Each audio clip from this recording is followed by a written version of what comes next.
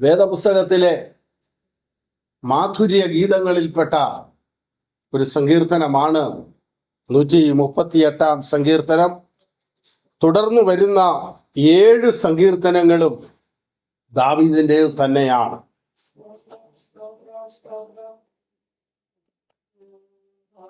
കഴിഞ്ഞ നാളുകളിൽ നടത്തിയ, വിടുവിച്ച, പരിപാലിച്ച, കരുതിയ, സൂക്ഷിച്ച ആ സർവേശ്വരൻ അനന്തവിദൂര ഭാവിയിലും നടത്തുവാൻ ശക്തനാണെന്നുള്ള ഒരു വലിയ പ്രത്യാശ തൻ്റെ ഉള്ളിൽ അങ്കുരിച്ചിട്ട് ആ പ്രത്യാശയ്ക്കകത്ത് നിന്നുകൊണ്ട് ദൈവത്തെ സ്തുതിക്കുന്നതാണ് ഈ സങ്കീർത്തനത്തിലൂടെ നാം കാണുന്ന മഹനീയമായ വാക്യങ്ങൾ. 137 സങ്കീർത്തനത്തിൽ ഒരു നിലവിളിയാണ് കാണുന്നതെങ്കിൽ, ബാബേൽ നദികളുടെ തീരത്തിരുന്നു സിയോനെ ഓർത്തപ്പോൾ ഞങ്ങൾ കരഞ്ഞു, അതിന്റെ തീരത്ത് നിൽക്കുന്ന അലരി വൃക്ഷത്തിന്മേൽ ഞങ്ങൾ ഞങ്ങളുടെ കിന്നരങ്ങളെ തൂക്കിയിട്ടു. പ്രാർത്ഥിപ്പാൻ കഴിയാതെ, ആരാധിപ്പാൻ കഴിയാതെ, ദൈവം ഏൽപ്പിച്ച കൃപകളുടെ ഉപകരണങ്ങളെ കൈകാര്യം ചെയ്യുവാൻ കഴിയാതെ, അന്യദേശത്തെ പ്രവാസ ജീവിതത്തിന്റെ അടിമത്വത്തിന്റെ ഭീകരതയുടെ നടുവിൽ ദൈവത്തെ വാഴ്ത്തുവാനോ ആരാധിപ്പാനോ കഴിയാതിരിക്കുമ്പോഴും ആത്മാവിൽ ഉണർത്തപ്പെട്ട ഒരു മനസ്സ് അകത്തുണ്ട്. എന്നാൽ ഇന്ന് അതിന് സാധിക്കാത്ത വിഷയങ്ങളുടെ വേലിയേറ്റം തന്നെ മൂടിയിട്ട് ശബ്ദമുയർത്തി ദൈവസന്നിധിയിൽ സ്തുതിപ്പാൻ കഴിയാതെ കണ്ണീരൊഴുക്കുന്ന ഒരു സങ്കീർത്തനക്കാരനെ കാണുന്നതെങ്കിൽ, 38 സങ്കീർത്തനത്തിൽ കണ്ണുനീരവസാനിച്ചിട്ട് സ്വർഗത്തിലെ ദൈവത്തെ പൂർണ്ണ ഹൃദയത്തോടെ സ്തുതിക്കുമെന്ന് പറഞ്ഞുകൊണ്ട് കർത്താവിന്റെ മഹിമകളെ വർണ്ണിക്കുന്നത് നാം ഈ തിരുവചന ഭാഗത്ത് കാണുന്നു. അപ്പോൾ കർത്താവിന്റെ സന്നിധിയിൽ കർത്താവിനെ ആരാധിക്കുന്ന ഒരു ദൈവ ഭക്തന്, ഒരു ദൈവ പൈതലിന് നിലവിളിയുടെ അനുഭവം ഉണ്ടെങ്കിൽ ഒരു സ്തുതിപ്പിന്റെ അനുഭവവും ദൈവം ശേഷിപ്പിച്ചിട്ടുണ്ട്. ഒരു കണ്ണുനീരിന്റെ അനുഭവം ഉണ്ടെങ്കിൽ ഒരാനന്ദത്തിന്റെ അനുഭവമുണ്ട്. സന്ധ്യ ഭക്തനോടുള്ള ബന്ധത്തിൽ കരച്ചിലാണെങ്കിൽ പ്രഭാതം ആനന്ദഘോഷത്തിൻ്റെതാക്കി മാറ്റും. എന്നും നിലവിളിയല്ല, എന്നും സന്തോഷമല്ല, സന്തോഷ സന്താപ സമ്മിശ്രമായ ഒരു ജീവിതമാണ് ഒരു ദൈവ പൈതലിന്റെ ജീവിതം. വിശ്വാസ ജീവിതത്തിന്റെ പടക് പരമവിളിയുടെ ലാക്കിലേക്ക്, അക്കരെ കാണുന്ന നിത്യപ്രകാശത്തിലേക്ക് തന്റെ ജീവിത നൗക തുഴയുന്ന ഒരു ദൈവഭക്തന് നേരെ വരുന്ന തിരമാലകൾക്ക് വ്യത്യാസമുണ്ട്. കടലൊന്നാണെങ്കിലും അതിന്റെ അനുഭവങ്ങൾക്ക് വ്യത്യാസമുണ്ട്. ഈ പാർത്തലത്തിലാണ് നാം ജീവിക്കുന്നതെങ്കിലും ഓരോ ദിവസവും ഓരോ തിരമാലകൾ പോലെയാണ്.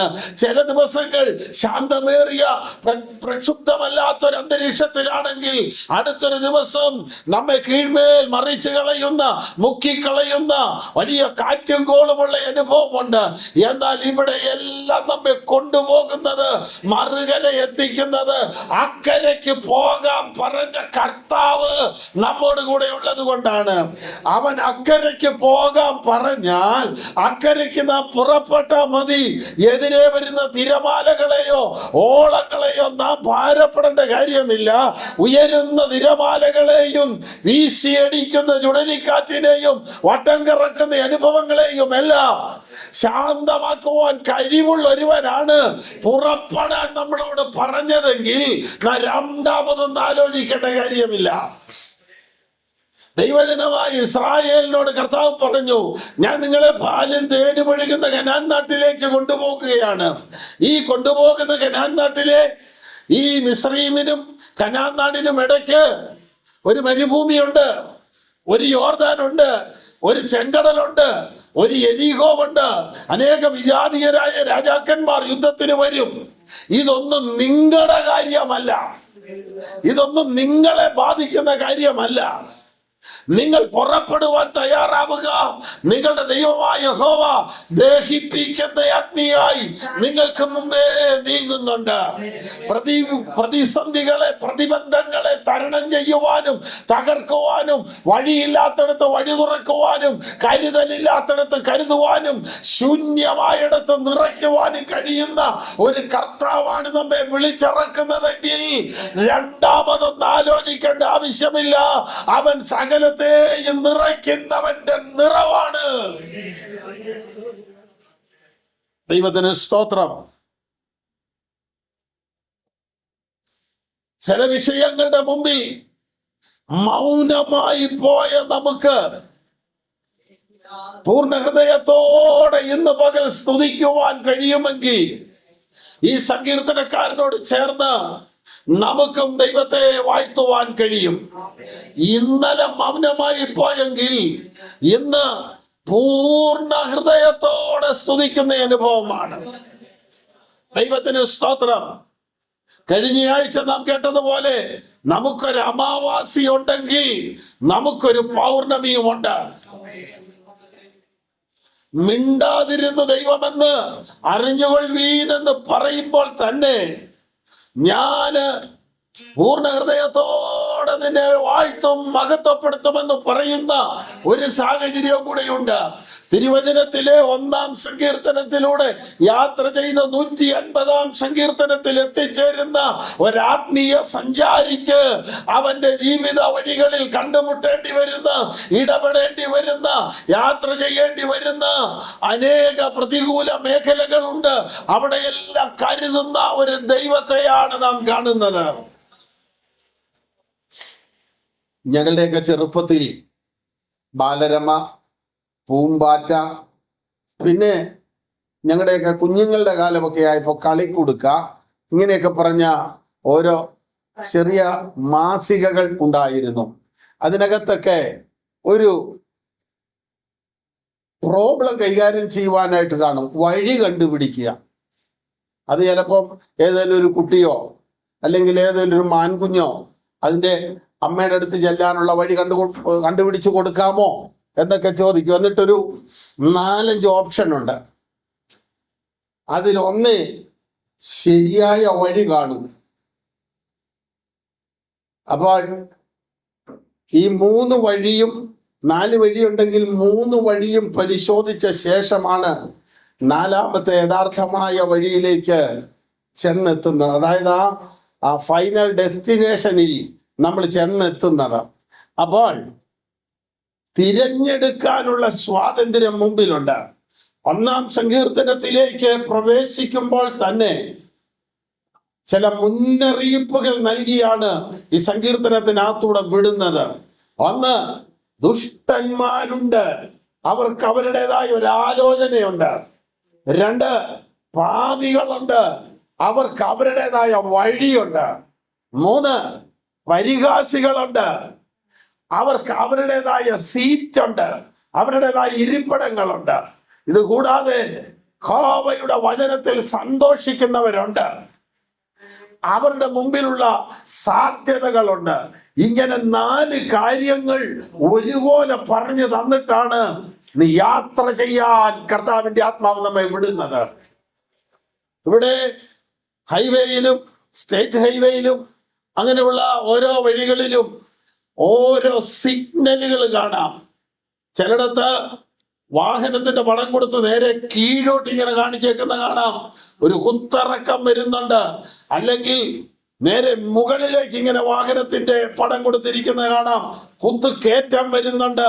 അല്ലെങ്കിൽ ഒരു റെയിൽവേ ലൈൻ, അല്ലെങ്കിൽ ഒരു ഇടുങ്ങിയ പാലം, ഒരു ATM കൗണ്ടറിന്റെ പടം, ഒരു കുഞ്ഞ് സ്കൂൾ ബാഗുമായിട്ട് ഓടുന്ന പടം. ഇങ്ങനെ ഓരോ സൈൻ ബോർഡുകളും കാണുമ്പോൾ നമ്മൾ ഓർക്കണം, അടുത്ത അനധിവിദൂരത്തിൽ അല്ലാതെ ഈ പറയപ്പെട്ട സാഹചര്യങ്ങളുണ്ട്. വേറെ ചിലയിടത്ത് വലിയ മലയുടെ പടം കൊടുത്തിട്ട് ഇങ്ങനെ കല്ലൊക്കെ ഉരുണ്ട് വരുന്നതായിട്ട് കൊടുത്തിരിക്കുന്ന കാണാം. അപ്പോൾ അവിടെ മണ്ണിടിച്ചിലിനൊക്കെ സാധ്യതയുണ്ടെന്നാണ്. എന്ന് പറഞ്ഞാൽ ഒരു മുൻകരുതൽ എടുക്കേണ്ടവൻ മുൻകരുതൽ എടുക്കുവാനും തയ്യാറെടുപ്പ് നടത്തേണ്ടവർ തയ്യാറെടുപ്പ് നടത്തുവാനും പുറപ്പെടുമ്പോൾ അതിന്റെ ശ്രദ്ധ അവന്റെ ജീവിതത്തിൽ ഉണ്ടാകുവാനുള്ള മുന്നറിയിപ്പുകളാണത്. ദൈവത്തിന് സ്തോത്രം.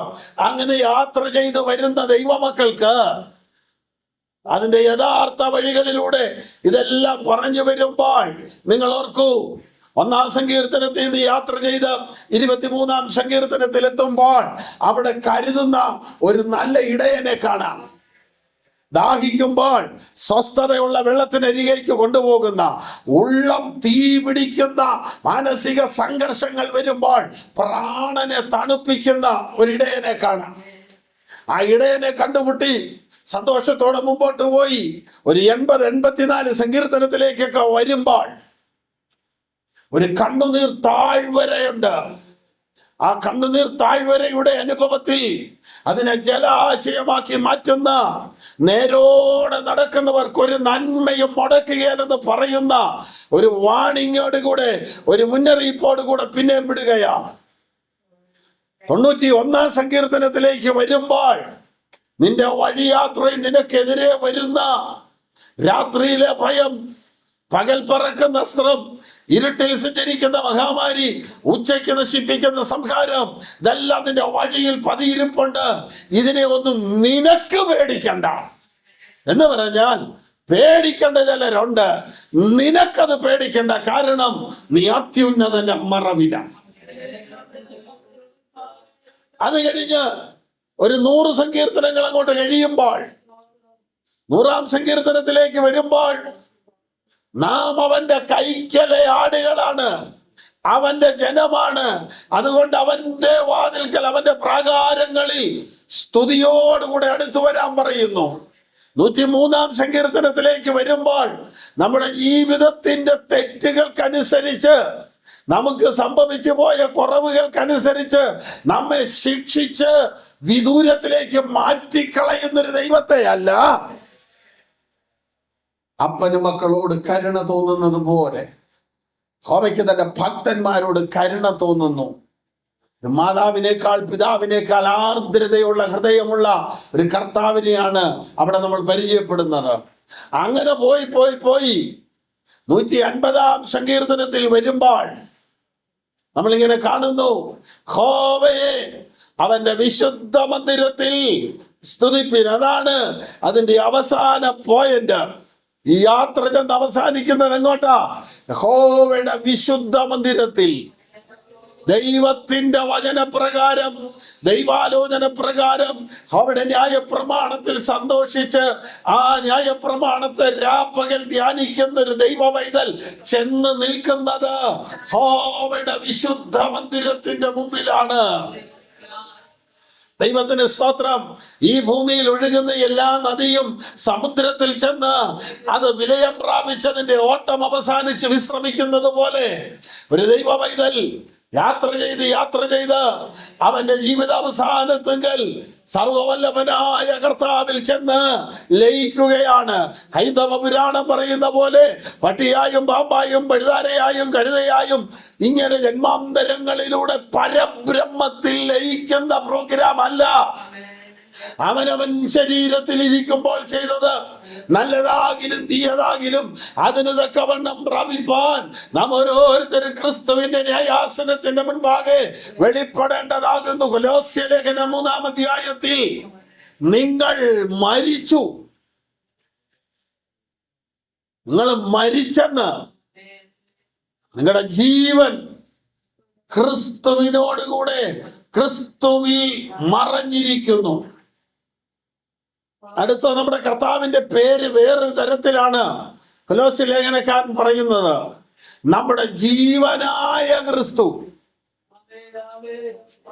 നമ്മുടെ ജീവൻ ക്രിസ്തുവിൽ മറയുമ്പോൾ അവൻ നമ്മുടെ ജീവനാണ്. തങ്ങളുടെ ജീവനായകനെ ക്രൂശിച്ചെന്ന് തിരുവചനം പറയുന്നുണ്ട്. എന്നാൽ അവന്റെ ജീവൻ നമുക്ക് തന്നിട്ട് നാം രൂപാന്തരപ്പെട്ട് കഴിയുമ്പോൾ നമ്മുടെ ജീവൻ അവനിൽ മറയുകയാണ്. നമ്മുടെ ജീവനായ കർത്താവ് വെളിപ്പെടുമ്പോൾ നാമും അവനോടുകൂടെ വെളിപ്പെടും. അപ്പോൾ നമ്മുടെ ജീവൻ ക്രിസ്തുവിലാണ്. ദൈവത്തിന് സ്തോത്രം. അതുകൊണ്ടാണ് എന്റെ യേശു ജീവിക്കുന്നതിനാൽ ഞാനും ജീവിക്കുകയാണ്. അപ്പോൾ ഈ 138 സങ്കീർത്തനത്തിലേക്ക് വേഗം വരാം. അതിന്റെ ആദ്യ വാക്യത്തിൽ നാം ഇങ്ങനെ കാണുന്നു, ഞാൻ പൂർണ്ണ ഹൃദയത്തോടെ നിനക്ക് സ്തോത്രം ചെയ്യും എന്ന് പറഞ്ഞാൽ നമ്മുടെ ദൈവം പൂർണ്ണനാണ്, പൂർണ്ണതയുള്ളവനാണ്. അവൻ അപൂർണനല്ല. അവൻ അപൂർണനാണെങ്കിൽ അവൻ ദൈവമല്ല. ഇപ്പോൾ സോഷ്യൽ മീഡിയയിൽ വളരെ പ്രചാരം നേടിയ ഒരു ന്യൂസാണ് യേശുവിന്റെ അമ്മ മറിയ സഹായ രക്ഷകയല്ലെന്ന്.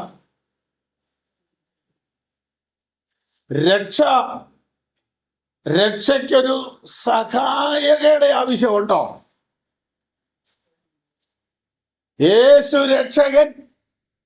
അവൻ വരുത്തിയ രക്ഷ പൂർണ്ണമല്ലാതെ വരുമ്പോഴാണ് അതിനൊരു സഹായത്തിന്റെ ആവശ്യം വരുന്നത്. അവരത് തിരുത്തി. പണ്ട് ജോൺ പോൾ രണ്ടാമൻ മാർപ്പാപ്പ കോട്ടയത്ത് വന്നു. താനിങ്ങനെ കാറിൽ തിരുനക്കര മൈതാനത്തേക്ക്, നാഗമ്പടം മൈതാനത്തേക്ക് വരുമ്പോൾ വഴിയരികിൽ ഒരു വ്യാളിയുടെ വായിൽ കുന്തം കൊണ്ട് കുത്തുന്ന ഒരു പുണ്യാളനെ കണ്ടു. നമുക്കൊക്കെ അറിയാം ആളാരാന്ന്. പക്ഷെ കത്തോലിക്കാ സഭയുടെ പരമോന്നത നേതാവായ ജോൺ പോൾ രണ്ടാമൻ മാർപ്പാപ്പയ്ക്ക് അതാരാന്ന് അറിയത്തില്ല. അദ്ദേഹം ആദ്യം കാണുക ഇയാളെ. അതാരാ എന്ന് ചോദിച്ചപ്പോ അത് സെന്റ് ജോർജ്. അങ്ങനൊരു പുണ്യാളൻ ഉണ്ടോന്ന്. ഇന്നലെ ഈശ്വ എന്ന് പറഞ്ഞ ദൈവദാസിയെ പുണ്യ പദവിയിലേക്ക് കൊണ്ടുവരുവാൻ കത്തോലിക്കാ സഭയിൽ ഒരാളെ വാഴിക്കാനും വീഴിക്കാനും അറിയാവുന്ന, അതിനുള്ള അധികാരമുള്ള മാർപ്പാപ്പ ചോദിക്കുക അതാരാ? അത് സെന്റ് ജോർജ്. കൂടെയുള്ള അച്ഛന്മാര് പറഞ്ഞു കൊടുക്കുക. താൻ അറിഞ്ഞില്ല ഇങ്ങനെ ഒരു പുണ്യാളനുണ്ടെന്ന്. അതെടുത്ത് മാറ്റാൻ പറഞ്ഞാൽ എടുത്തു മാറ്റാനൊക്കെ അർത്തുങ്കൽ പോലുള്ള ശ്രേഷ്ഠമായ പല പള്ളികളും ഇദ്ദേഹത്തിന്റെ പേരിൽ അറിയപ്പെടുന്നേ. അരുവിത്തറ വരുമാനമുള്ള പല പള്ളികളും നിർത്തിക്കളയേണ്ടി വരും. അവസാനം പോപ്പിങ്ങനെ പറഞ്ഞു, ഇത്രയും നാൾ ആരാധിച്ചതല്ലേ, ആരാധിച്ചോട്ടെന്ന. നിങ്ങൾക്കറിയാമോ, കഴിഞ്ഞ ദിവസത്തെ മനോരമയിൽ കൊടുത്തിരിക്കുന്നത് ദൈവശാസ്ത്രപരമായിട്ട് അങ്ങേയറ്റം തെറ്റുള്ള ഒരു പ്രയോഗമാണ്. ദൈവമാതാവായ മറിയ എന്ന്. യേശുവിന്റെ അമ്മ മറിയ എന്ന് പറഞ്ഞാൽ അതിനകത്തൊരു മാനുഷിക ബന്ധമുണ്ട്. എന്നാൽ ദൈവമാതാവായ മറിയ എന്ന് പറയുമ്പോൾ ദൈവത്തിന് ആരംഭമുണ്ടെന്നാ വരുന്നേ. അവൻ ആദി മധ്യാന്തരഹിതനായ ദൈവമാണ്. ആരംഭമോ മധ്യമോ അവസാനമോ ഇല്ലാത്ത ആരംഭ മധ്യാന്തരഹിതനായ കർത്താവിന് ഒരമ്മയുണ്ടെന്ന് വരുമ്പോൾ ദൈവത്തിനു മുമ്പേ മറിയുണ്ടെന്ന് വരുക. അല്ലാതെ എങ്ങനെയാ അമ്മയാകുന്നത്? മറിയേക്കാളും മൂത്തൊരാള് മറിയയ്ക്ക് ഭർത്താവായിട്ടുണ്ടെന്ന് വരികയാ. അപ്പോൾ ദൈവശാസ്ത്രപരമായി ദൈവമാതാവ് എന്ന പ്രയോഗം വരുമ്പോൾ അതവിടെ തെറ്റുകയാ. ഇനി മറ്റൊന്ന്, തിരുത്തലുകൾ നിങ്ങൾ കണ്ടോ? ഞാനും നിങ്ങളും ഒക്കെ മരിച്ചു പോയാലും ഇരിക്കുന്ന ചില കുഞ്ഞുങ്ങള് വരുമ്പോ കണ്ടോ, ഈ കൊന്തയിലെ 53 കുരുവുണ്ടല്ലോ, 53 മണി ജപം. അതിനകത്ത് ഒടുവിൽ മാലാഖമാരുടെ രാജ്ഞി, ദൂതന്മാരുടെ രാജ്ഞി, വന്ദകന്മാരുടെ രാജ്ഞി, സ്ലീഹന്മാരുടെ രാജ്ഞി, അമലോത്ഭവരാജ്ഞി എന്നൊക്കെ പറഞ്ഞ് മാതാവിന്റെ വലിയ വലിയ കാര്യങ്ങൾ ഇങ്ങനെ പറഞ്ഞു വരുമ്പോൾ അതിന്റെ കൂട്ടത്തിൽ പറയുന്ന ഞങ്ങളെ രക്ഷിക്കണമേ എന്ന് ആദ്യത്തെ പോർഷനിൽ പറഞ്ഞിട്ട് പിന്നെ വരുമ്പോൾ ഞങ്ങൾക്ക് വേണ്ടി അപേക്ഷിക്കണമേ എന്ന് പറയുന്ന ഭാഗം വരുമ്പോൾ ഞങ്ങളെ രക്ഷിക്കണമേ എന്നുള്ളതൂടെ എഡിറ്റ് ചെയ്യേണ്ടി വരും. സഹായക രക്ഷക അല്ലെങ്കിൽ പിന്നെ രക്ഷിക്കണമെന്ന് എങ്ങനെ പറയാനൊക്കും?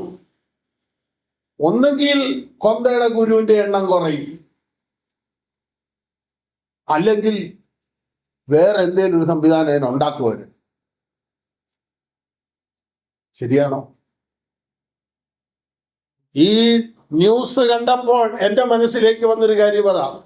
ഞങ്ങളെ രക്ഷിക്കണമേ, ഞങ്ങളെ രക്ഷിക്കണമേ, ഞങ്ങളെ രക്ഷിക്കണമേ എന്ന് ആദ്യത്തെ കുറെ പ്രാവശ്യം പറഞ്ഞതിന് ശേഷമാണ് ഞങ്ങൾക്ക് വേണ്ടി അപേക്ഷിക്കണമേ, ഞങ്ങൾക്ക് വേണ്ടി അപേക്ഷിക്കണമേ എന്നിങ്ങനെ പോകുന്നത്. ഇവിടെ ചൊല്ലിയിട്ടുള്ളവരും ചൊല്ലിച്ചിട്ടുള്ളവരും കേട്ടവരും ഒക്കെ ഉള്ളത് കൊണ്ട് ഇക്കാര്യം നിങ്ങൾക്ക് വേഗം പിടികിട്ടും. നമ്മുടെയൊക്കെ കാലം കഴിഞ്ഞാണെങ്കിലും ഇതിനൊരു വ്യത്യാസം വരും. നിങ്ങൾ കണ്ടോ? അപ്പോൾ ഞാൻ ദൈവത്തെ സ്തുതിക്കുകയാണെങ്കിൽ ദൈവം പൂർണ്ണനായത് കൊണ്ട് പൂർണ്ണനായ ദൈവത്തെ എൻ്റെ അപൂർണതയിൽ സ്തുതിപ്പാൻ കഴിയുകയില്ല. ദൈവം വിശുദ്ധനായത് കൊണ്ട് നമ്മുടെ അശുദ്ധിയിൽ ദൈവത്തോട് അടുക്കുവാൻ കഴിയുകയില്ല. അതിന് ദൈവമാണ് തൻ്റെ പുത്രന്റെ രക്തം അല്ല, തൻ്റെ രക്തം തന്ന് നമ്മെ അവന്റെ അടുക്കലേക്ക് കൊണ്ടുവന്നത്. ദൈവത്തിന് സ്തോത്രം. ബാങ്കിൽ ഒരുവൻ ലോൺ എടുത്താൽ ഒരു ഗവൺമെന്റ് എംപ്ലോയിയെ അതിന് പകരം ജാമ്യം കൊടുക്കുന്നത് ഇവന് കഴിയാതെ വന്നാൽ അവനെ കൊണ്ട് ഇത് പരിഹരിക്കണം എന്നതുപോലെ നമുക്ക് വേണ്ടി നാം അപൂർണരായി തീർന്നപ്പോൾ കർത്താവായ യേശു ക്രിസ്തു അതിന്റെ മധ്യസ്ഥനായി വന്നിട്ട് നമ്മുടെ അപൂർണതയെ അവന്റെ മനുഷ്യത്വത്തിൽ പൂർണ്ണതയുള്ളതാക്കി തീർത്തിട്ട് അവൻ മുഖാന്തരം നമ്മുടെ പ്രാർത്ഥന ദൈവസന്നിധിയിൽ പൂർണ്ണതയുള്ളതായി തീരുന്നു. അതുകൊണ്ടാണ് ഏതിലെ പ്രാർത്ഥിച്ചാലും നമ്മുടെ പ്രാർത്ഥന എങ്ങനെയൊക്കെ കറങ്ങിപ്പോയാലും ഒടുവിൽ അത് യേശുവിന്റെ നാമത്തിൽ കൂടെ വേണം ചെല്ലാൻ. ഇല്ലെങ്കിൽ ഇത് അപൂർണമാണ്.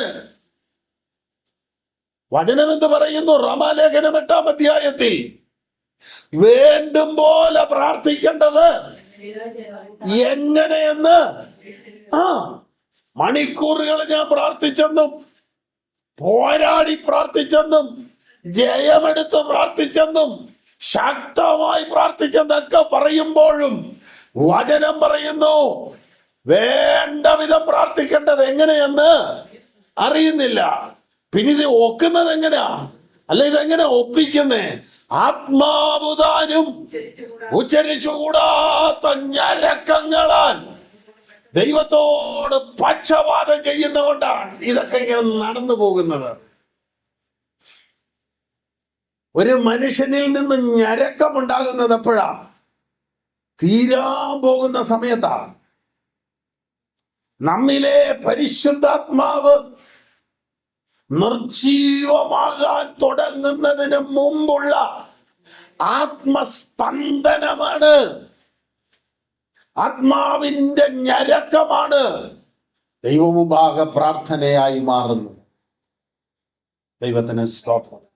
ഞാൻ പൂർണ്ണ ഹൃദയത്തോടെ നിന്നെ സ്തുതിക്കും. 4 പ്രധാന കാര്യങ്ങളാണ് ഈ 138-ാം സങ്കീർത്തനത്തിലുള്ളത്. അതിൽ ഒന്നാമത്തെ കാര്യമാണ് തൻ്റെ തീരുമാനം. അതാണ് വാക്യം 1-ൽ കാണുന്നത്. ഞാൻ പൂർണ്ണ ഹൃദയത്തോടെ നിന്നെ സ്തുതിക്കും, നിനക്ക് സ്തോത്രം ചെയ്യും എന്ന് പറയുമ്പോൾ ആരൊക്കെ ചെയ്തില്ലെങ്കിലും എന്നൊരു നിഗൂഢാർത്ഥം അതിന്റെ പുറകിലുണ്ട്. ആരൊക്കെ അതിന് തയ്യാറായില്ലെങ്കിലും, ആരൊക്കെ ദൈവത്തെ സ്തുതിക്കാതിരുന്നാലും ഞാൻ സ്തുതിക്കും. എന്താ? എന്റെ അനുഭവത്തിൽ ഞാൻ ദൈവം ആരാന്ന് അറിഞ്ഞിട്ടുണ്ട്. ഉന്നത വിദ്യാഭ്യാസമുള്ള നിരീശ്വരനുണ്ട്, PhD കഴിഞ്ഞ് പിന്നെ റിസർച്ച് ചെയ്യുന്ന നിരീശ്വരന്മാരുണ്ട്. എന്നാൽ 1-ാം ക്ലാസ്സിൽ പോലും പോകാത്ത ദൈവഭക്തനുണ്ട്. അവനവന്റെ ദൈവത്തെ കുറിച്ച് വാക്യങ്ങളിൽ വാക്യധാര പ്രസ്താവിക്കാനൊന്നും അറിയത്തില്ലെങ്കിലും അവന്റെ അനുഭവങ്ങളുടെ നടുവിൽ അവൻ ദൈവമാണെന്ന് അവൻ മനസ്സിലാക്കിയിട്ടുണ്ട്. ഒരിക്കൽ ഒരു വലിയ തിയോളജിയൻ ഒരു സഭയെ വന്ന് പ്രസംഗിക്കുക, പ്രിയരെ, ഇസ്രായേൽ മക്കളെ ചെങ്കടൽ കടത്തി എന്നൊക്കെ നിങ്ങൾ വായിച്ചിട്ടുണ്ടല്ലോ. ഇസ്രായേൽ മക്കൾ ചെങ്കടൽ കടന്നിടത്ത് ഈ പറയുന്ന വെള്ളമൊന്നുമില്ലായിരുന്നു. പുരാവസ്തു ഗവേഷകരും ജിയോളജിയുടെ അല്ലെങ്കിൽ മറൈൻ ശാസ്ത്രജ്ഞന്മാരുടെയൊക്കെ പുതിയ കണ്ടുപിടുത്ത പ്രകാരം അങ്ങനെയാണ് അധികം വെള്ളമില്ലാത്തടത്തൂടെ അവരെ കൊണ്ടുപോയത്. ഏതാണ്ട് മുട്ടിന് താഴെ വെള്ളമേ ഉള്ളായിരുന്നു. അതിലെ ഇസ്രായേൽ മക്കളെ ദൈവം നടത്തി എന്ന് പറഞ്ഞു. ഒരു പ്രായമായ ഒരു അമ്മച്ചി, ഒന്നും അറിയാൻ മേലാത്തൊരമ്മച്ചി ഉറക്കെ ഹല്ലേലൂയ എന്ന് പറഞ്ഞു. ആൾക്കാരെല്ലാം ഇങ്ങനെ മിഴിച്ചു നോക്കിയിരുന്നത് എന്നാണ്. ഇതെല്ലാം കഴിഞ്ഞിട്ട് ഈ പാസ്റ്റർ അമ്മച്ചിയെ വിളിച്ച് ചോദിച്ചു, ഞാൻ ഇങ്ങനെ പറഞ്ഞപ്പോൾ അമ്മച്ചി എന്നാ ഇത്ര സന്തോഷത്തോടെ ഹല്ലേലൂയ പറഞ്ഞേ? അല്ല, ഈ മുട്ടിന് താഴെ വെള്ളം ഉള്ളിടത്ത് ഫറവോനെ സൈന്യത്തെ കർത്താവ് മുക്കിക്കൊന്നെന്ന് പറഞ്ഞാൽ അതൊരു ചെറിയ കാര്യമല്ലല്ലോ എന്ന്. അതൊരു ചെറിയ കാര്യമല്ലല്ലോ, അതോർത്തങ്ങ് സ്തുതിച്ചതാണ്. മനുഷ്യന്റെ അറിവ് കൂടുന്നതിനനുസരിച്ച് അവന്റെ അറിവിൽ വ്യാഖ്യാനിക്കേണ്ടതല്ല വചനം. വചനം ആത്മാവിൽ വ്യാഖ്യാനിക്കണം. കാരണം വചനം എഴുതിയത് മനുഷ്യന്റെ തലച്ചോറ് കൊണ്ടല്ല, ആത്മാവ് കൊണ്ടാ. യഹോവയുടെ പുസ്തകത്തിൽ അന്വേഷിച്ച് വായിച്ചു നോക്കുവീൻ, അതിലൊന്നിനും ഇണയില്ലാതിരിക്കയില്ല. കാരണം യഹോവയുടെ ആത്മാവത്രേ അതിനെ കൂട്ടിവരുത്തിയത്. അപ്പോൾ ദൈവത്തിന്റെ ആത്മാവിലാണ് ദൈവവചനം എഴുതിയതെങ്കിൽ നമ്മുടെ തലച്ചോറ് കൊണ്ട് നോക്കിയ കാര്യങ്ങൾ പിടികിട്ടുകയല്ല. ദൈവത്തിന് സ്തോത്രം. അപ്പൊ ഞാൻ പൂർണ്ണ ഹൃദയത്തോടെ സ്തുതിക്കും. അത് ദാവീദിന്റെ തീരുമാനമാണ്. അതിനകത്ത് ആരൊക്കെ ഉണ്ടെന്നവൻ നോക്കുന്നില്ല. അവന്റെ ഭാര്യയായ മീഖൾ പോലെ മാറി നിന്ന വേളയിലും അവൻ ആരാധിക്കുന്നതിന് ഒരു വ്യത്യാസം കാണിച്ചിട്ടില്ല. അവന്റെ അമ്മായിയപ്പനായ ശൗലും തന്നെ കഴിഞ്ഞ നാളുകളിൽ വണങ്ങി നിന്ന സൈന്യവും അവനെ പിന്തുടർന്ന വേളയിലും അവൻ ദൈവത്തെ ആരാധിക്കുന്നതിന് ഒരു വിമുഖതയും കാണിച്ചിട്ടില്ല. അതുകൊണ്ടാണ് 34-ാം സങ്കീർത്തനത്തിൽ താൻ പറഞ്ഞത്, എന്റെ കാലങ്ങൾക്കും എന്റെ സാഹചര്യങ്ങൾക്കും അവസ്ഥകൾക്കും ഒക്കെ വ്യത്യാസം വരാം, എന്നാലും ഞാൻ യഹോവയെ എല്ലാ കാലത്തും വാഴ്ത്തും. 9-ാം സങ്കീർത്തനം 1-ാം വാക്യം ഒന്ന് വായിച്ചു.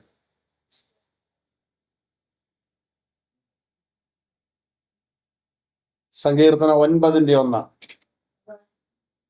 ഞാൻ പൂർണ്ണ ഹൃദയത്തോടെ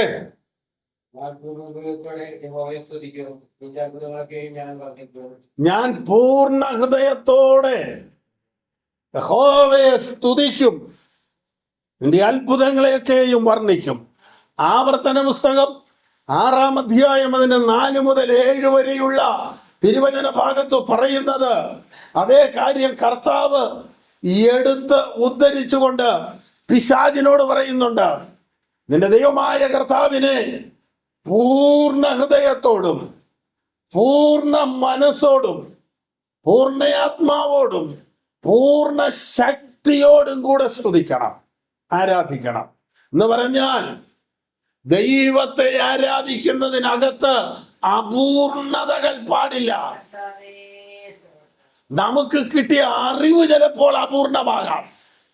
പൂർണ്ണ അറിവ് കിട്ടിയ ആരുമില്ലല്ലോ. വിശുദ്ധ വേദപുസ്തക പ്രകാരം പൂർണ്ണമായത് വരുന്നതേ ഉള്ളൂ. അപ്പോൾ പൂർണ്ണമായ അറിവില്ലെങ്കിലും ആ ലഭിച്ച അറിവിൽ നിന്നുകൊണ്ടുള്ള ആരാധനയും സ്തുതിയും പൂർണ്ണമായിരിക്കണം. ദൈവത്തിന് സ്തോത്രം. എന്തൊക്കെ പൂർണ്ണമായിരിക്കണം ഒരു മനുഷ്യനോടുള്ള ബന്ധത്തിൽ? സമയക്കുറവ് കൊണ്ട് വേഗത്തിൽ പറഞ്ഞു വിടാം. സങ്കീർത്തനം 9-1 നമ്മുടെ സ്തുതിയുടെ പൂർണ്ണത ഉണ്ടാകണം. സ്തുതിപ്പിലെ പൂർണ്ണതയാണ് 138-1 കാണുന്നതെങ്കിൽ അതേ കാര്യം തന്നെ 9-ാം സങ്കീർത്തനം 1-ാം വാക്യത്തിൽ കാണുന്നു, പൂർണ്ണ ഹൃദയത്തോടെ സ്തുതിക്കണം. അപ്പോൾ ദൈവത്തെ സ്തുതിക്കുന്നതിനകത്ത് ഒരു പരിപൂർണത ഉണ്ടാകണം.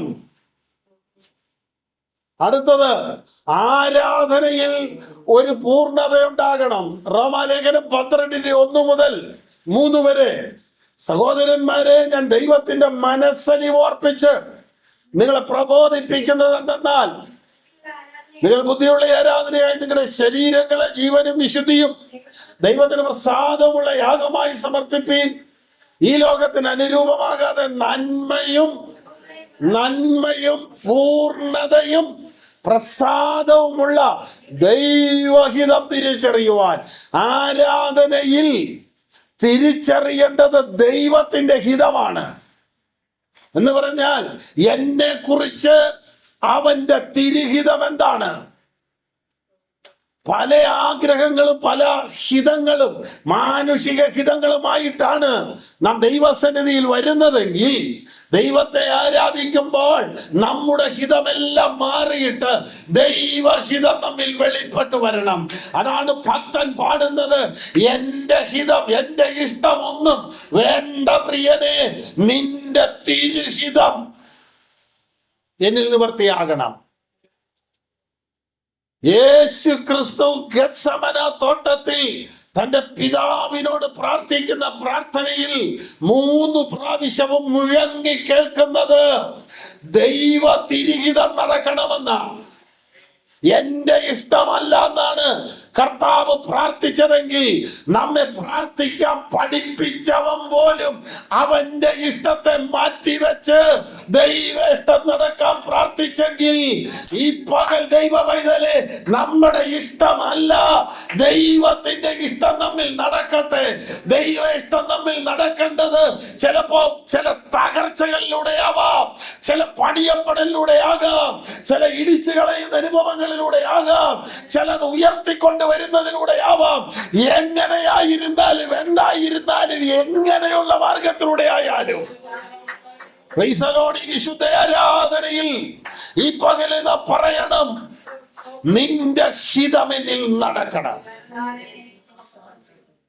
മനസ്സിലാകുന്നുണ്ടോ? അപ്പോൾ സ്തുതിപ്പിലൊരു പൂർണ്ണതയുണ്ട്, ആരാധനയിലൊരു പൂർണ്ണതയുണ്ട്. ഇനി നമ്മുടെ പ്രവൃത്തിയിൽ ഒരു പൂർണ്ണത ഉണ്ടാകണം. വെളിപ്പാട് പുസ്തകം 3-ാം അധ്യായത്തിലേക്ക് വരുമ്പോൾ, ആകയാൽ നീ കേൾക്കുകയും അറിയുകയും ചെയ്തെന്നോർത്ത് മാനസാന്തരപ്പെടുക. നിന്റെ പ്രവൃത്തി എന്റെ കർത്താവിന്റെ മുമ്പിൽ പൂർണ്ണതയുള്ളതായി കണ്ടില്ല. പൂർണ്ണതയുള്ളതിന് പൂർണ്ണ പ്രതിഫലം ലഭിക്കുകയുള്ളൂ. ഇവിടെ നമ്മുടെ സ്കൂളിലെ അധ്യാപകർ ക്വസ്റ്റ്യൻ അറ്റൻഡ് ചെയ്താൽ 1 മാർക്ക് കൊടുക്കും. അവൻ അറ്റൻഡ് ചെയ്തല്ലോ. പിന്നെ എന്തെങ്കിലും എഴുതി വെച്ചാൽ 1/2 മാർക്ക് കൂടെ കൊടുക്കും. അങ്ങനെ അവൻ പരിശ്രമിച്ചല്ലോ എന്നോർത്ത് ഇവിടെ മാർക്ക് ഇടുമെങ്കിൽ, കർത്താവിന്റെ പരീക്ഷയിൽ അങ്ങനൊന്നുമില്ല. പൂർണ്ണമായതിന് മാത്രമേ മാർക്കുള്ളൂ. ഇവിടെ 100-ൽ 100 മാർക്ക് കിട്ടുന്ന ഏക വിഷയം മാത്സാ. അതിന് കിട്ടുക എന്ന് പറയുന്നത് അത്ര എളുപ്പമല്ല. ബാക്കി എല്ലാത്തിനും, പ്രത്യേകിച്ച് ലാംഗ്വേജിനൊന്നും ഫുൾ മാർക്ക് ഇടരുതെന്നും പറഞ്ഞാണ് ഡയറക്ടർ ബോർഡ് പേപ്പർ അധ്യാപകരുടെ കയ്യിൽ വാല്യുവേഷന് കൊടുക്കുന്നത്. മുഴുവൻ മാർക്ക് ഇടരുതെന്ന്. നന്നായിട്ട് എഴുതിയിട്ടുണ്ടെങ്കിലും മുഴുവൻ മാർക്ക് ഇവിടെ കിട്ടുകയില്ല. ചുരുക്കി പറഞ്ഞാൽ, ലോകം നിന്നെ വിലയിരുത്തുമ്പോൾ പൂർണ്ണമായ ഒരു വില നിനക്ക് തരികയില്ല. എന്നാൽ എന്റെ കർത്താവ് നിനക്ക് മാർക്കിട്ടാൽ, വിലയിട്ടാൽ അത് മുഴുവൻ മാർക്കുവാ. വിശ്വസ്തയോടെ തന്റെ യജമാനനെ സേവിക്കുന്ന ദാസനെ നല്ലവനും വിശ്വസ്തനുമായ ദാസനെ എന്ന് വിളിക്കുമെങ്കിൽ, എന്നെ ശുശ്രൂഷിക്കുന്നവനെ ഞാൻ സ്നേഹിക്കുന്നു, എന്റെ പിതാവ് അവനെ സ്നേഹിക്കുന്നു. ഒരു പിതാവ് തന്റെ മകനെ, തന്നെ ശുശ്രൂഷിക്കുന്ന മകനെ ആദരിക്കുന്നത് പോലെ ഞാൻ നിങ്ങളെ ആദരിക്കും. നമുക്ക് മാർക്ക് കിട്ടുന്നത് അവിടെയാ. ലോകം നമുക്കിടുന്ന മാർക്ക് പലതരത്തിലാ. ഇപ്പോൾ പ്രവൃത്തിയിൽ ഒരു പൂർണ്ണത ഉണ്ടാകണം, ആരാധനയിൽ ഒരു പൂർണ്ണത ഉണ്ടാകണം, ദൈവത്തെ സ്തുതിക്കുന്നതിലൊരു പൂർണ്ണത ഉണ്ടാകണം. ഇനി ദാവീദിന്റെ ധൈര്യം അഥവാ ദാവീദിന്റെ പ്രാഗൽഭ്യം നോക്കാം. ഒന്നവന്റെ തീരുമാനമായിരുന്നു, വാക്യം 1.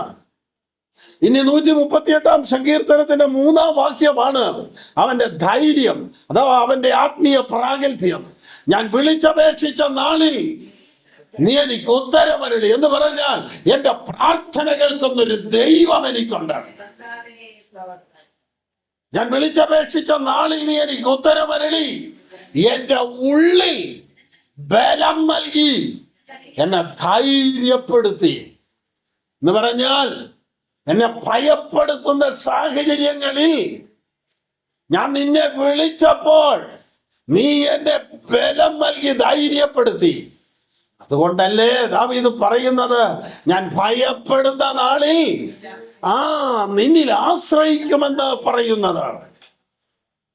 ഒരു ഭക്തന് ഭയപ്പെടുമ്പോൾ ആശ്രയിക്കാൻ പറ്റുന്നത് അവന്റെ ദൈവത്തിനാണ്. വീടിൻ അകത്ത് അപ്പനും മക്കളും എല്ലാം കൂടി ഇരിക്കുന്ന സമയത്ത് മുറ്റത്ത് ഒരു വലിയ ശബ്ദം കേട്ടു. കുഞ്ഞുങ്ങളെല്ലാം കൂടെ ഓടി അപ്പന്റെ ചുറ്റും വന്ന് പിടിച്ചു നിൽക്കും. അപ്പം പേടിച്ച് മക്കളെ കെട്ടിപ്പിടിച്ച് കരയുകയാണ്. എങ്ങനെ ഇരിക്കും? ഇരിയാനൊക്കെ എന്നതാണെന്നല്ലേ ഓർക്കുള്ളൂ. എത്ര ബലമില്ലാത്തവനാണേലും ധൈര്യമില്ലാത്തവനാണേലും അന്നേരം ഒരു ധൈര്യമൊക്കെ വരുത്തിയാലും കാണിക്കും. എന്നാൽ ഈ മക്കള് ഓടി വന്ന് അപ്പന്റെ അടുത്ത് പറയുമ്പോൾ അപ്പം വിറച്ചു നിന്ന് കരയുകയാണെങ്കിൽ മക്കൾക്ക് ആശ്രയിക്കാൻ പറ്റത്തില്ല.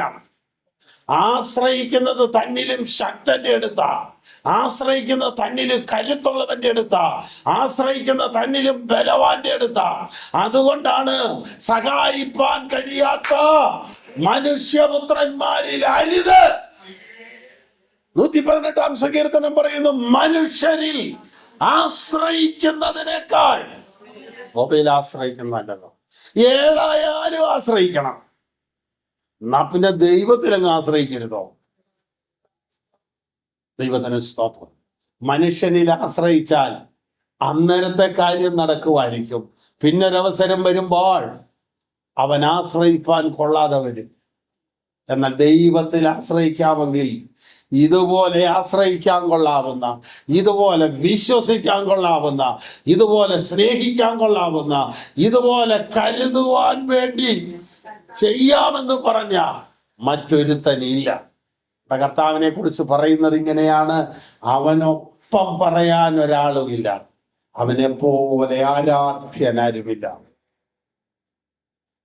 ദാവീദിന്റെ ധൈര്യമാണ് ഈ 3-ാം വാക്യത്തിൽ കാണുന്നത്. അടുത്തത് 7-ാം വാക്യത്തിലേക്ക് വരുമ്പോൾ അവന്റെ ഉറപ്പ് കാണുക. എന്താണത്? ഞാൻ കഷ്ടതയുടെ നടുവിൽ കൂടെ നടന്നാലും നീ എന്നെ ജീവിപ്പിക്കും എന്ന് പറഞ്ഞാൽ ഈ കഷ്ടത എന്റെ അവസാനമല്ല, ഈ കഷ്ടത എന്നെ തകർക്കാനുള്ളതല്ല, ഈ കഷ്ടത എന്റെ ജീവിതത്തിന്റെ അവസാന വാക്കല്ല. എനിക്ക് അവസാന വാക്ക് പറയേണ്ടവൻ ഈ കഷ്ടത എന്റെ ജീവിതത്തിൽ എന്നെ ചെറുത് പഠിപ്പിക്കാനാ, എന്നെ ശോധന ചെയ്യാനാ, ഞാൻ എന്നെ തന്നെ കാണാനാ, എന്റെ കറയകറ്റാനാ. പൊന്നിനെ അതിന്റെ കറയകറ്റുവാൻ അഗ്നിക്കകത്തേക്ക് ഇടുന്നത് പോലെ ഈ പരിശോധന എന്റെ അവസാനമല്ല, എന്റെ മാറ്റുകൂട്ടാനുള്ളതാണ്. ഭക്തന്റെ ഉറപ്പ് നോക്ക്. ഞാൻ കഷ്ടതയുടെ നടുവിൽ കൂടെ നടന്നാലും നീ എന്നെ ജീവിപ്പിക്കും. സമയക്കുറവ് കൊണ്ട് വേഗത്തിൽ മുമ്പോട്ട് പോകുന്നു. ഒടുവിൽ ദൈവദാസനായ ദാവീദിന്റെ വിശ്വാസം കാണുന്നു. 8-ാം വാക്യം, യഹോവ എനിക്ക് വേണ്ടി. എന്റെ ജീവിതത്തിൽ കാണുന്നതൊന്നും അവസാനങ്ങളല്ല. ഇതൊക്കെ അവസാനിച്ചെന്ന് പലരും പറഞ്ഞാലും ഇതൊന്നും അവസാനങ്ങളല്ല.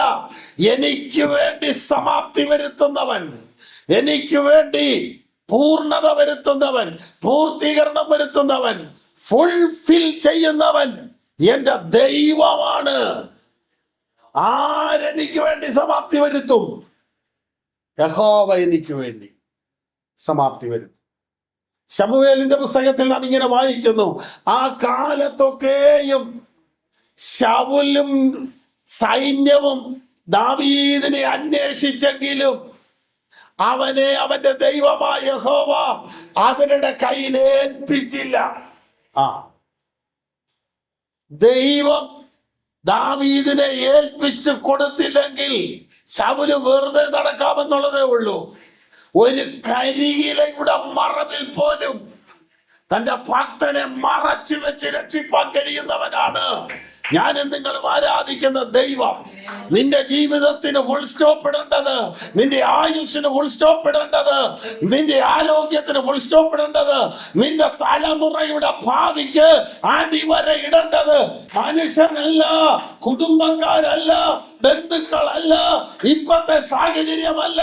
വിശ്വാസത്തോടെ ഈ വിശുദ്ധ പകൽ വിളിച്ചു പറയുവാൻ കഴിയട്ടെ, യഹോവ എനിക്ക് വേണ്ടി, എന്റെ തലമുറയ്ക്ക് വേണ്ടി, എന്റെ പ്രാണന് വേണ്ടി സമാപ്തി വരുത്തും. ദൈവത്തിന് സ്തോത്രം. നമ്മുടെ കർത്താവാണ് നമ്മുടെ ജീവിതത്തിന് അവസാന വാക്ക് പറയേണ്ടവൻ. ആ നല്ല നായകന്റെ കരത്തിൽ നമ്മെ ഏൽപ്പിച്ചു കൊടുക്കാം. ഒരു നിമിഷം പ്രാർത്ഥനയ്ക്കായി നമ്മുടെ തലകളെ വണക്കാമല്ലോ. ഞാൻ കഷ്ടതയുടെ നടുവിൽ കൂടി നടന്നാലും നീ എന്നെ ജീവിപ്പിക്കും. യഹോവ എനിക്ക് വേണ്ടി സമാപ്തി വരുത്തും. ആ യഹോവ എന്റെ പക്ഷത്തുണ്ട്. അതുകൊണ്ട് ഞാൻ എന്നെ നിന്ദിക്കുന്ന ശത്രുക്കളെ കണ്ട് രസിക്കും. ആ കർത്താവിൽ ഞാൻ ആശ്രയിക്കുന്നത് കൊണ്ട് അവൻ എന്നെ പാറമേൽ ഉയർത്തും. അവൻ എന്നെ ഉയർത്തുമ്പോൾ എന്റെ തല താന്ന് കാണണമെന്ന് ആഗ്രഹിക്കുന്ന ശത്രുക്കളുടെ മുമ്പിൽ എന്റെ തല ഉയരും. നീ എന്റെ സഹായകനും എന്റെ തല ഉയർത്തുന്നവനുമാകുന്നെന്ന് ദാവീദ് പറയാൻ കാരണം അതാണ്. പ്രിയരെ, ഞാൻ പൂർണ്ണ ഹൃദയത്തോടെ നിന്നെ സ്തുതിക്കും. ഞാൻ വിളിച്ചപേക്ഷിച്ച നാളിൽ നീ എനിക്ക് ഉത്തരം അരുളി. ഞാൻ കഷ്ടതയുടെ നടുവിൽ കൂടെ നടന്നാലും നീ എന്നെ ജീവിപ്പിക്കും. യഹോവ എനിക്ക് വേണ്ടി സമാപ്തി വരുത്തും. ആ നല്ല കർത്താവിന്റെ കരത്തിൽ നമ്മെ ഏൽപ്പിച്ച് വിജയകരമായ ഒരു ക്രിസ്ത്യജീവിതം നയിപ്പാൻ കർത്താവ് നമ്മെ പ്രാപ്തരാക്കട്ടെ എന്നോർപ്പിച്ചുകൊണ്ട് ദൈവവചന ഭാഗത്തുനിന്ന് വിരമിക്കും.